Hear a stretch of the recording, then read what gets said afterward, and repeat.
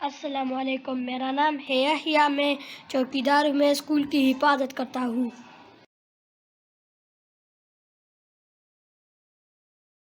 अस्सलाम वालेकुम। मेरा नाम बाबर है। मैं पुलिस हूँ। मैं लोगों के मसाइल हल करता हूँ।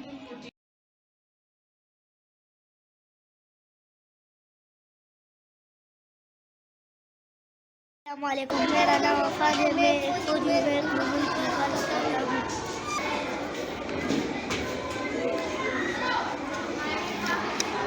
अस्सलाम वालेकुम।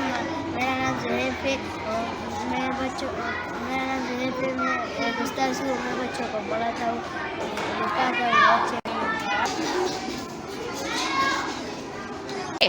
अस्सलाम वालेकुम। मेरा नाम अदन है। मैं एक डॉक्टर हूँ। मैं मरीजों का इलाज करता हूँ।